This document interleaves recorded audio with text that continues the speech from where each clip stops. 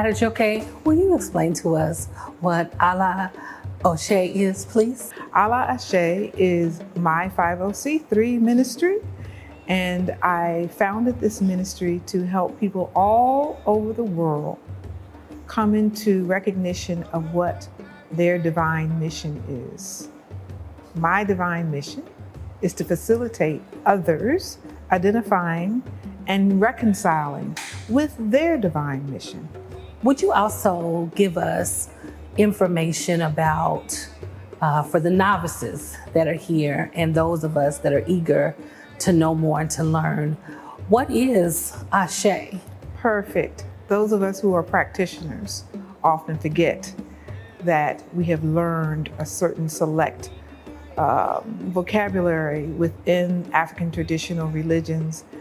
And when we start to remember, we forget what we didn't know. So thank you for that question. Ala Ashe actually means to bring into manifestation. Okay? Ashe, most people associate that word with the power. It is. It is spoken, therefore it is. It is done, therefore it is. It is predestined. Sort of. What those of us who also come from a Christian background would say to be divine providence.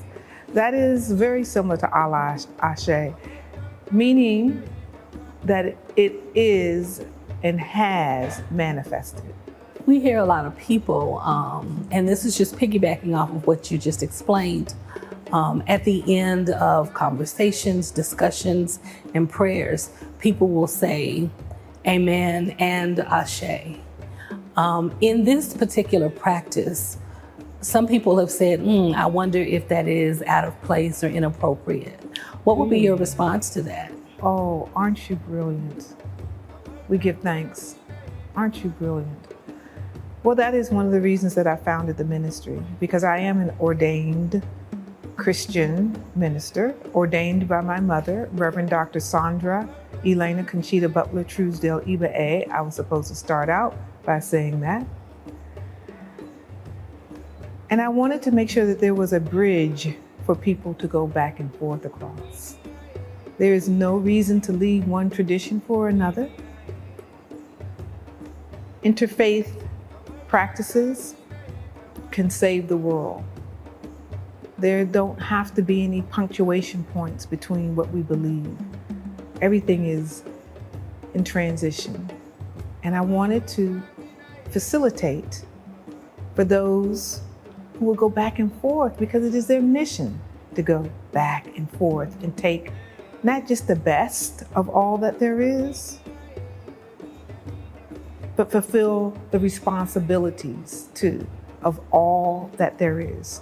Truth is truth, no matter what name you give to it.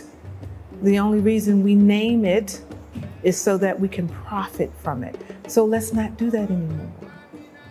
Let's just call it truth. Many people might feel uncomfortable. They might say this seems a little witchy, or a lot of our elders and ancestors would say, oh no, this is not godly, this is unholy. Can you give explanation to really debunk that and explain one, why witchy is not a bad thing, how we could embrace it if we wanted to? Brilliant. Well, we consider the term witch to be of European descent.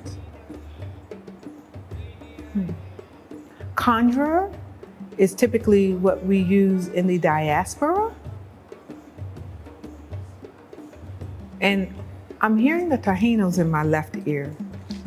So let me pause and speak from what they would want me to say, because I'm on their land. So they say, why take our land and reject our medicine?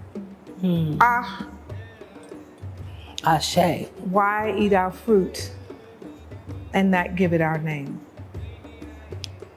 And they say, we will remain ill. We will not find Iwa Pele, which is high intention until we yield to them, okay? Until we say, thank you for being here, even though we took it. And I say we, even though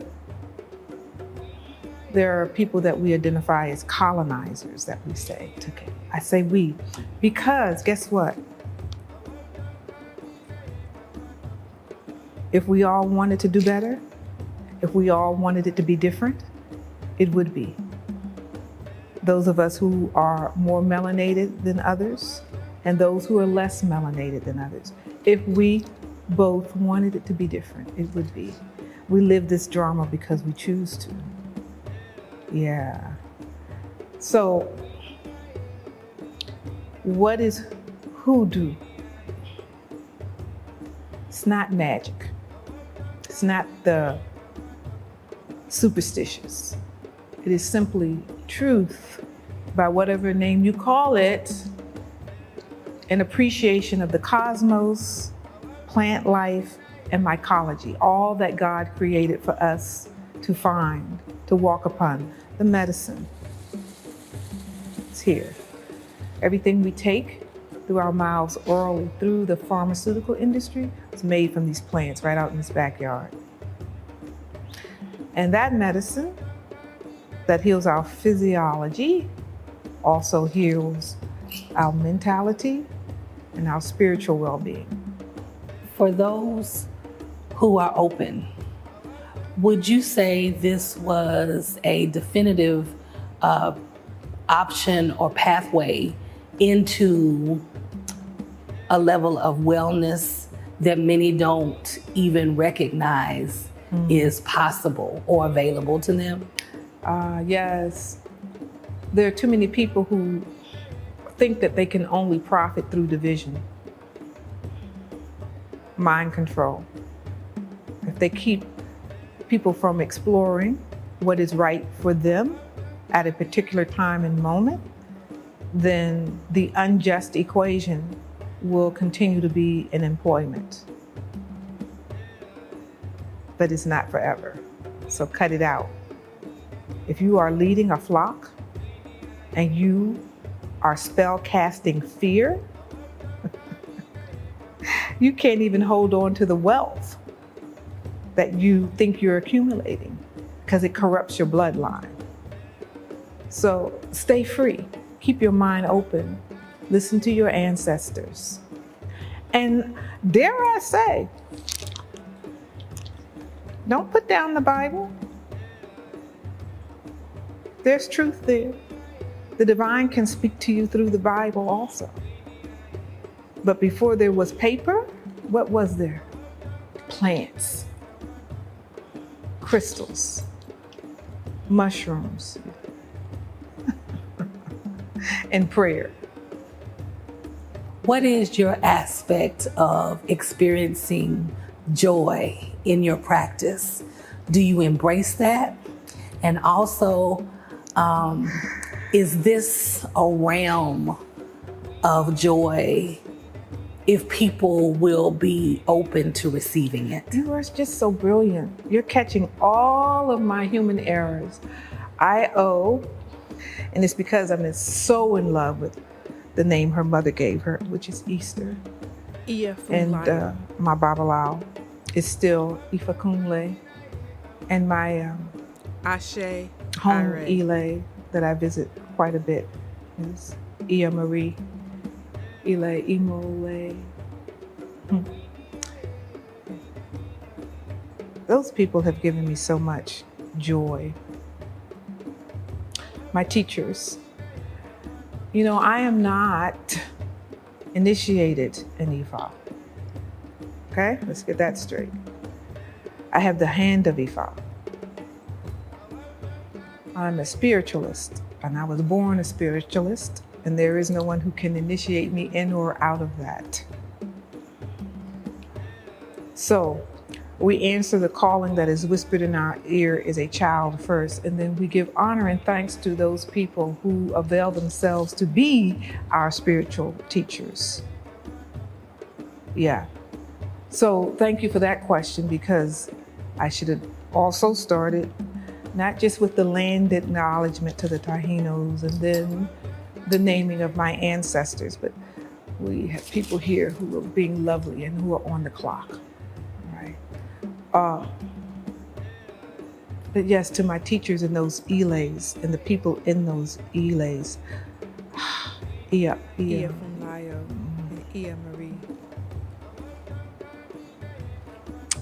I'm just so thankful. I'm not going to call any more names because there's so many of them. But you all know who you are. You've invested. You have invested, and hopefully you don't think, oh, what is she doing? I'm doing what your student should do at 61, because there are only so many breaths. Okay? So you do your work and you do it now. And I'm just so abundantly grateful for the trust that has already been invested in me, absent formal initiations, the trust of truth and time that has been given to me by others. And that's really all I have to say. Your trust has been well invested. I'm going to do this work. I'm going to do this work because who else can parse man's law, divine law, universal law, in the most compassionate way for divine healing, but each one of us. So let's be about it. Let's get it done. If you need assistance, you can reach me at alaashe.net. That is ALAASE.net. I have to look up because I'm getting older and I forget things. But that I remember. alaashe.net is where you can find me. And I ask that should you decide to reach out, that you employ the divine wisdom given to you first, because the answers have actually already been given to you. And our job as portals is merely to direct you to the door, okay? And it is not about compensation and currency. You will be asked, because this is a transactional universe, to give to someone else, to do a favor in return, okay?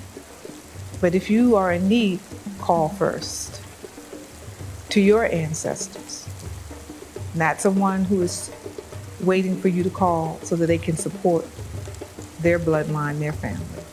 Call on your ancestors first. And if your ancestors tell you to reach out to me, then go to the website.